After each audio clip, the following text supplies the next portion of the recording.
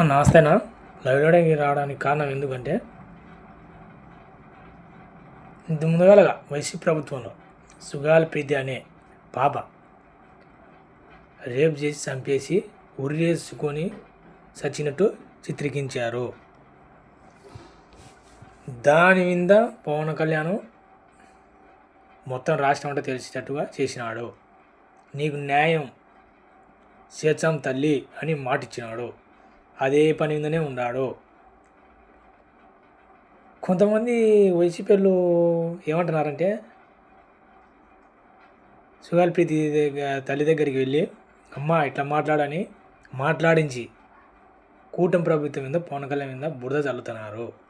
అమ్మ తల్లి నీకు ఎస్సీ ఎస్టీ కేసింద పెట్టి 2 కోట్ల డబ్బులు 5 సెంట్ల స్థలం మొత్తం తెప్పించినాడమ్మా పవన్ కళ్యాణ్ ఇచ్చిన మాట తప్పడమ్మా.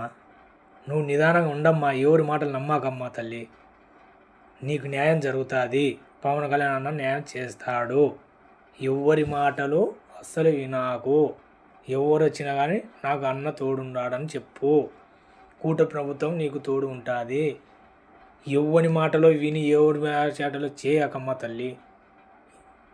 నీకు మాట ఇచ్చినాడు, ఆ మాట నెరవేర్చాడు. అదే పని మీద అన్నాడు. సిబిఐ వాళ్ళకు ఒప్పు చెప్పినారు, ఎంక్వైరీ చేస్తున్నారు. ఇంకా పచ్చి చెప్పాలంటే నీకు న్యాయం చేస్తాడు. ప్రభుత్వం దిగే లోపల న్యాయం చేస్తాడు. ఎందుకమ్మా తల్లి ఊరికే అయిన మీద ఆ మాట ఈ మాట అని వాళ్ళకి అమ్మడు వీళ్ళకి అమ్మడు నాకమ్మా తల్లి. అన్నను ఒకసారి గమనించమ్మా. ఈ కేసును పట్టుకు వచ్చినది పవన్ కళ్యాణ్ అమ్మ. నీ కేసును సుగాలి ప్రీతిని నీ బిడ్డను బయటికి తీసుకొచ్చినది పవన్ కళ్యాణ్. ఆ కేసు బయటికి తీసుకొచ్చినది పవన్ కళ్యాణ్. అది గుర్తుపెట్టుకోమ్మా తల్లి దేవత. ఎవరి మాటలో చెప్పి మీడియా ముందరికి వచ్చి ఆ మాట ఈ మాట అనాకమ్మా పవన్ కళ్యాణ్. ఎందుకమ్మా నీతిగా అన్నాడమ్మా. నీకు ఇచ్చిన మాట నెరవేర్చాడు. నీ అదే పని మీదనే అన్నారు.